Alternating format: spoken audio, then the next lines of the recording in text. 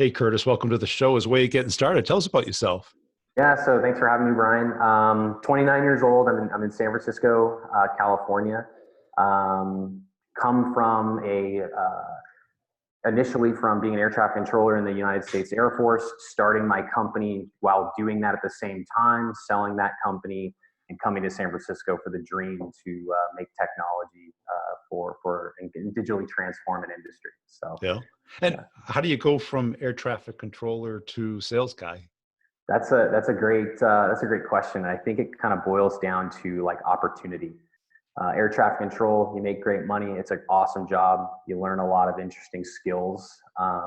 But I think kind of going, thinking about long term, I was like, what's the opportunity? What's the maximum opportunity here? You can cap out very, very quickly. Yeah. And what are you selling today? So today we sell a digital platform for freight brokerages, and our platform connects to an existing ERP system to add digital capabilities, digital booking capabilities to an existing legacy system. Okay. And who do you sell to? Not only So companies, but the persona. yeah, so definitely two companies, but the persona that we look for is the legacy freight brokerage that has no access to high tech engineering or really access to the new technologies. So a persona for me is a freight brokerage that's maybe north of 60, 70 million in revenue, Yeah. that's got a really legacy robust system in place, and they're ready to take the next step to add some more efficient technology to what they've got in place today. Yeah. And what type of price point is it? Is it tens of thousands, hundreds of thousands? It can go from, I think the lowest price point is about 41K ARR, and then we've got customers up in the 200 ARR. So it can get pretty, depending on the size of the organization. It's definitely an enterprise sell for sure. Yeah. And how many deals do you need to do a year? So we're a young company, right? Parade is as a true startup. Yeah. We really got the company going in 2018. I came on as employee one, so me and the three co-founders, right? Employee one. There was nobody there before you. Well, there was the three co-founders, but right, there was nobody there, right? And so when we look at how many deals you need to go, year one is the trailblazing, right? We didn't know anything as far as that goes. We were trying to launch a product and get our first customers. Yeah. In the first year, we launched in 2018, launched the product September 2018. And the three co-founders said, hey, Curtis, you came out of the industry. You owned a freight brokerage. It's your job to get this into as many brokerages as you can. And I did it 50 times, like September 2018 in that first year. And so we kind of came out hot and heavy. So maybe that's the mark we have to hit this year, right? Well, yeah, I mean, that's pretty exciting. Yeah. How did you go about that? 50 is a lot. So I kind of look at, like, I think that you can sell a lot of different things. There's a lot of different like methods and sales methodologies out there. I took a really, I would say more laid back approach in the sense of, okay, I know that companies have these three core challenges that we solve for. The reason why I know that is because I owned the company. The only reason why I'm sitting in this seat is because I said, I believe in the vision. If I was a company, I would need this product. So there's other companies like this, right? Yeah. And so for the first year, going into sales calls with freight brokerages, it was so easy for me to level with these people. Hey, I do what you do. I've done it for 6 years. I own the company. So like it creates that, they let they let the guard down. And I say, hey, you're facing these three problems. And they're like, we are. Of course we are. Our business is exactly the same as your former business, right? So like for that first year, it was super easy to connect to these business owners and say, hey, we have the solution. It's never been built before, but now it's finally here. Are you looking to solve these challenges? And it was never no. And if it was a no, it wasn't a no like we're not going to do it. It was more of like a no. Hey, we're upgrading our legacy TMS system. Like once that's done, then we'll be ready to add something like this, right? So it's more of a not yet, right? Okay. So And was it just you in sales that first year? just me, yeah. So it was. I sat right next to the CEO, and he said, "Curtis, we're depending on you." And I think that's kind of interesting. Like when you look at, like, like I started my, when I started my company before this, I was in the same position, right? Hey, Curtis, you're running the sales and the operations for this company. My brother was the other co-founder. He was doing, the rest of the business as far as like admin, CFO, that sort of thing. And so I've been in a position where, hey, we're depending on you before. So like when I came here and when that was the, hey, just letting you know, the first year you're going to be the first sales guy, we're depending on you. It's what I do. It was what I was doing it currently at the time. So it was an easy transition. I was like, not a problem. Been there before. Now I don't have to worry about payroll and all the other business owner pieces. I just have to go sell, which is actually something I didn't get to do at my old company because I was dealing with operations of the actual organization. Now they handle most of that, right? And I can certainly see that peer-to-peer element. I had that when I first started in sales. I was selling to people who did what I did. Right. And you knew their problems and everything. Yeah. But the challenge I ran into is I didn't know how to get the company to buy into it. I got the users to buy into it. Interesting. Yeah. Because you still got to get people to spend money and get a purchase order done. And yeah. And I think that that's probably like the next piece, right? Everybody says yes, but when it comes to writing the check, like that's when the real talk begins, right? Yeah. And I think that I don't want to say that was easy for us because it definitely wasn't. Like there were some people when it came to the price point, it was always yes. And then the money just, if we didn't show enough value up front, they couldn't justify the ROI spend. And the way that I kind of handle that is if we can get you in the door, if we can show you some value on some really easy pieces, right? Yeah. So the way that I think about it is like, a customer may pay $14,000 a month when said and done for our platform, but they didn't start out paying $14,000 a month on day one. Right. We came in and we said, let's solve this one challenge, like one of our products. Let's get you in solving this piece. If we show value here, then let's talk about the rest of the stuff because you do need this stuff and you did agree that you need this stuff, but let's show value here and let's land and expand. Right. And that's kind of what helped us, I think, along the way get through some of those challenges. So after doing 50, they promoted you to strategic sales manager? Yeah, titles are fun at startups. So what came with that promotion was absolutely nothing. I'm doing exactly what I was doing before. But the goal, I think, was when they said, hey, you're going to be doing this. We're a young company. Everybody here, I think there's one guy older than me. He's 30 and I'm 29. So he's the oldest guy here. Yeah. But with that title, comes the opportunity to hire and train new account executives under me and manage the SDR. So we have an SDR function as well. Manage the SDRs under the account executives. So I'm still a contributor in that sense, but I'm now also responsible for bringing account executives in the door, training them, coaching them, and managing that entire process. So added responsibility, but still in that self-contributor role for sure. Now that you have other people there, they probably don't have your background, right? Well, okay. So then you talk about the hiring process, right?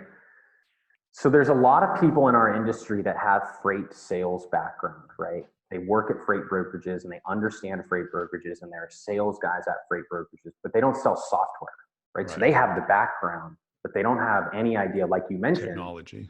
Well, like you mentioned in your past life, right? I know how to get the users on board, but can they actually get somebody to sign a deal, right? Yeah. At best, that's half. Exactly. At best, that's half. So I think the way that we look at it, I guess I'm unique hybrid. Like it seems that I can do both, which is great. And that's, everybody made a good decision bringing me on. And I'm very thankful for it. I don't feel that we'll cross that, we'll find that hybrid role that often ever again. So the way that I think of it is, what would you rather have? Would you rather have the industry experience, or would you rather have the guy that knows sales technology, right? The way that I look at it, and this is my personal opinion, and everybody on the podcast could completely disagree with me, but one of the things that I feel is harder to teach is what a freight brokerage is. When I say freight brokerage, do you have any idea? Like, I have no idea. I mean, I ran shipping and receiving when I just got out of school.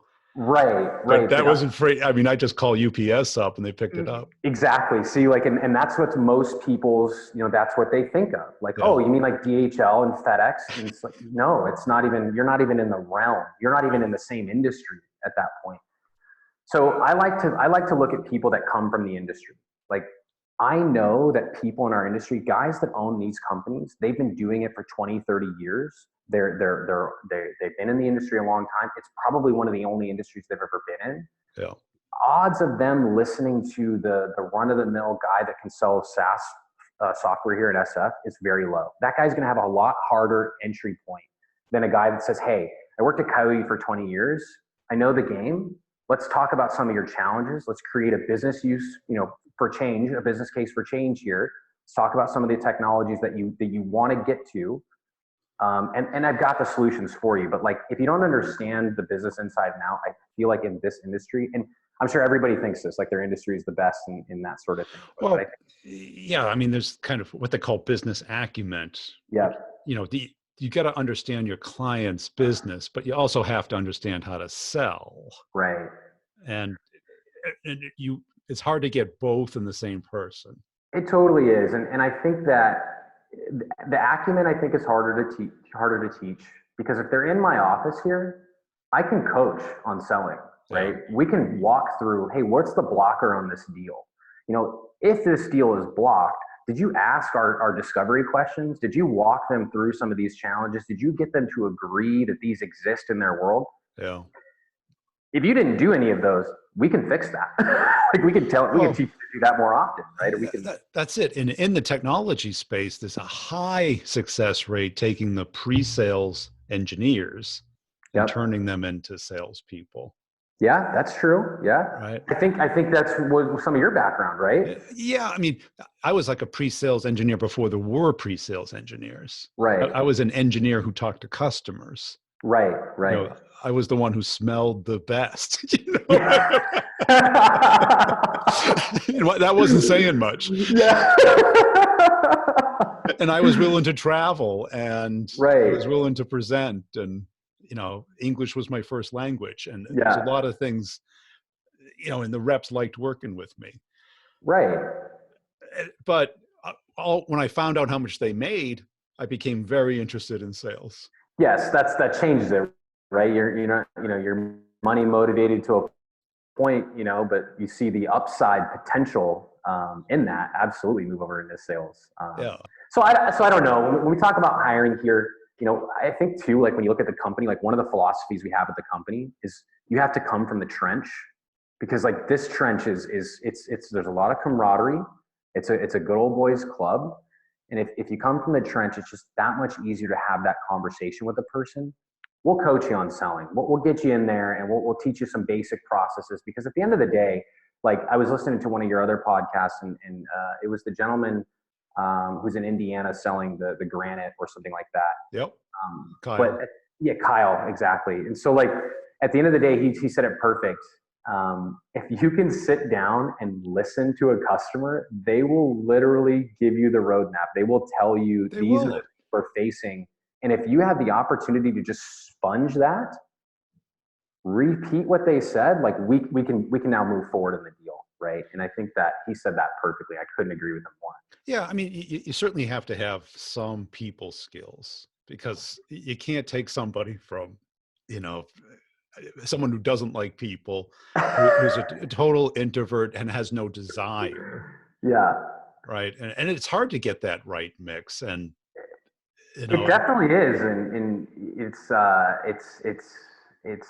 it is hard to find that, because sitting down and talking, like right now, we've never met. Talking to strangers is difficult for some people. It is. Well, on the hierarchy, it's, next to death. Yeah. Right? So, as far and you know why? Because our primal brain, talking to a stranger and getting rejected means you're off the island. Yes, that's true. The fear of rejection. You're outside. You're ostracized. Yeah. Which is equal to death. Yep. Because you can't survive on your own. Yep. And that's the impulses that are going through our brain. Right. So, and a lot of companies solve it by having pre-sales people, where their job is to talk biz, usage, and then the sales rep kind of guides the deal on the business side. Yeah. But when you're a startup, you have to do it all, right? You do. You definitely have to do it all. I mean, you're playing every role. You're walking the deal from start to finish, and even through the negotiation of, even large enterprises. You're still the contract guy. You're the who do we send this contract to? Oh, just send it to me. My people will take care of it. Send it to me. Right. My people. Yeah. Now, where did you develop these skills? Was it having your own business? Yeah, so I think that I didn't develop these skills controlling traffic. No, you didn't. Well, you certainly come up with clear communication, right? Definitely got clear communication and problem solving skills, thinking on your feet. That's where I learned that. But actually, like, navigating the business world, I actually think I did it backwards than most people. I think you see a natural progression of people where they say, if I'm going to go start a company, or I'm going to be a sales leader, I'm going to start on the ground floor and work my way up to get to that position, or to that new business. Yeah. I took the exact opposite path. I said, when I was 22 years old, I know everything, which I didn't. And I'm going to go start a company, and I'm going to go get customers, and I'm going to hire people, and I'm going to provide this service, right? So the way that I think about it, and I personally didn't go to college. How did I learn these skills? Back to your question, is when I started my company, it was a lot of trial and error, touching a lot of hot irons. And if ever a mistake was made that resulted in the loss of actual physical dollars, my brother and I had an agreement that we wouldn't get upset about it. We would learn from that mistake, and whatever that dollar amount was, we would check that off and mark that as a tuition payment to the School of Hard Knocks. And it is. Yeah, it is. And the mistake people make is they pay the price, but don't get the lesson. But don't learn. Exactly. So kind of when we go back to, like, where did you learn these skills? Like, when you go out and you start a company yourself, and you're the sole contributor, and then of course maybe you've got employees as you scale, right? You learn a lot of that on the fly, and that lesson sinks in every time, because there's so much on the line from a risk standpoint. You don't have a lot of room to not learn. You can only make that same mistake once. You can't do it 10 times or you go out of business, right? So I think very early when I was learning sales skills and negotiating skills, like, it was, the rubber was hitting the road immediately. Like, there was no trial, there's no room for error. And so when you do get an opportunity to learn, soak it up as quickly as you can and just continue pushing forward. Now, I will say, right, so I don't know if I recommend people going straight into business ownership without taking that path, because I will say, well, yeah, because everybody thinks, oh, I'll just hire a marketing person, or I'll do a blog, podcast, and the business will just come flying in.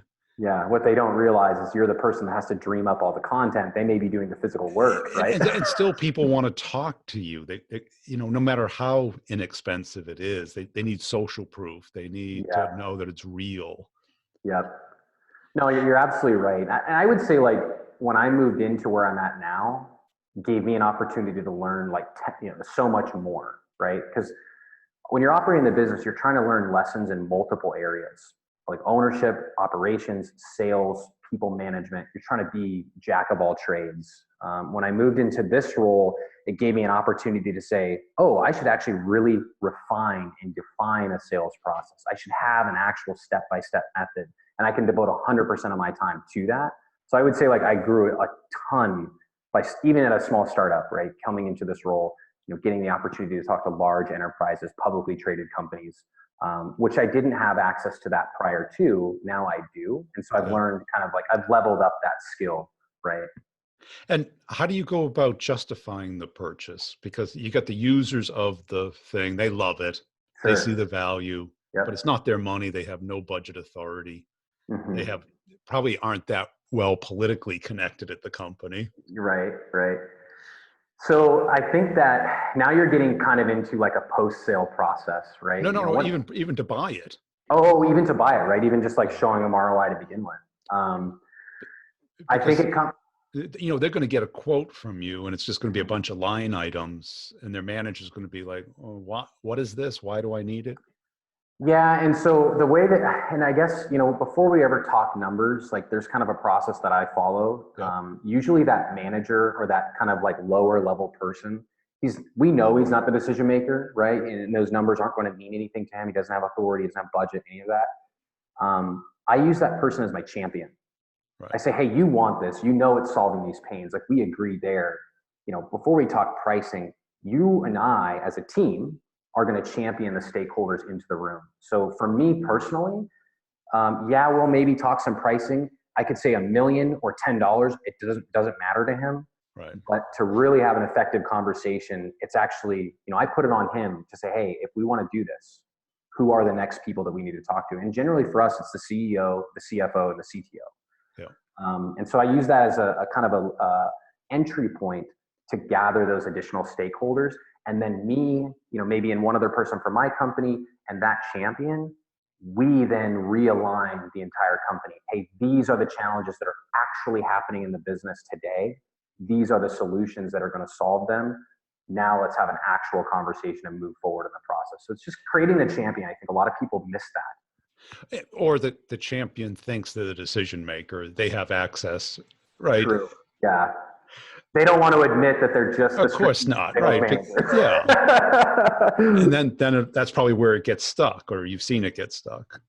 Yeah, and that happens. I mean, I don't want to sit here and tell you that like out of the last year, every deal I've walked into has been a 100% success and that process works every time, because it's just not true. Yeah. But you're right, it does get stuck. You find a champion in the company, and sometimes what I see, a champion that gets stuck is usually a person that's too stuck in the weeds. Like they're actually literally operating in the business to where they're putting out fires at any given moment, whether they're important fires or not.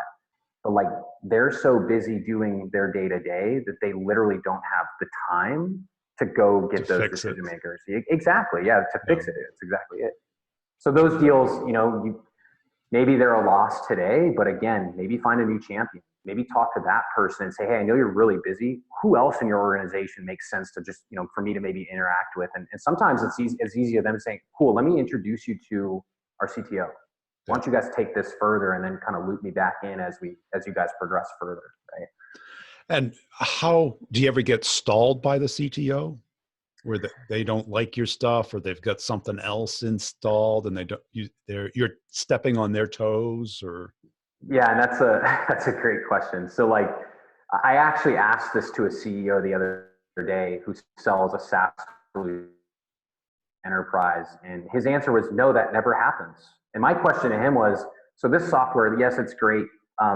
It doesn't seem that hard to build, like face value. Like, do you ever get a CTO that has an engineering team that says, hey, this is great, you're going to charge us $100K a year for it, we could just build this ourselves? And he said, no. I was like, I don't believe you. I definitely do not believe you. Like, there's got to be a CTO out there that's got some pride that says, we build cool stuff here, we can do it. So for me, it happens all the time. Right, because they're kind of naysayers, or people who can slow down or stop a deal. Sure. Because they own the firewall and they own the cloud. Exactly. Well, and they have goals, right? I mean, they're not just filling a seat. They're not sitting around waiting for new stuff. Yeah, like they're building things, and so the way that it happens in our business is it's usually so I can kind of sniff it out pretty quick. If I'm with the CTO very quickly, usually the CTO is there to either, like you said, naysayer or really just kind of like show us his timeline. And so the way that I see it often is a CTO will say, hey, this is great. Like, we plan on building this in the future. So we'll build it in-house. Okay, that's totally fine, right? And so sometimes they don't see like the whole picture. If they try to rebuild what we do, a lot of times they face a lot of like we learned a lot building what we build. They haven't learned that yet. And when they do, they come back and say, interesting, I now kind of understand. So maybe we just didn't do a great job at like showing value and ROI where they were easy to naysay, but I've seen them come back a couple times and say, I understand now. Let's have a deeper conversation. Cool. And what drives you as a salesperson? What drives me as a salesperson? One, I want to make sure this company succeeds, right? So for me, I think it's a little different. I think that there's money motivated. There's people that, hate to lose, that sort of thing. For me, what drives being a salesperson at this company is I actually want to change this industry. I have a ton of pride about the industry that we work in. Yeah. I had a company in it. Now I'm building technology for it. So for me as a salesperson, when I come into work every single day, I actually think that every single day at this company is changing logistics. So in 20 years, when somebody says, man, that's crazy when we underwent that digital transformation, what were some of the causes of that? I hope to be like in the top 3 causes of that, either myself or the company as a whole, right? And as a salesperson, what do you believe to be true that most salespeople don't believe? Oh, interesting. What do I believe to be true that most people don't believe? I think that some salespeople really undervalue the relationship of a prospect, and they try to jump in too quick, too fast. So Yeah. we had a sales guy at our company that was a prime example of this, and it was very challenging. Like, he doesn't work here anymore, unfortunately. Like, we had to part ways, but no matter how much training we could do, he had no idea how to get onto a call with a customer or physically in person, connect with them, spend 10 to 15 minutes just connecting with them, because the features don't matter. It doesn't matter what the features of your product are. If you can't connect, identify pain, empathize, go through that process, you could show them 10,000 features and they literally just don't want to listen to you. So I think that some people miss the value of a relationship with a person, and that selling, no matter if you're in a transactional product or an enterprise product, at some point you need to take the time and be a human and just have a conversation with this person before they're going to let you do anything past that. Cool. Hey, and where can people get in touch with you? I'm pretty active on LinkedIn. You might, if you do follow me on LinkedIn, I'm always talking about transportation as much as I can. So I'm the only person in the country named Curtis Tryber with a K. So Curtis with a K, last name Tryber, Tryber. And yeah, follow me on LinkedIn. Love to reach out and just meet with other people, even not in our industry. If you're a salesperson that just wants to jam, happy to have a chat with you.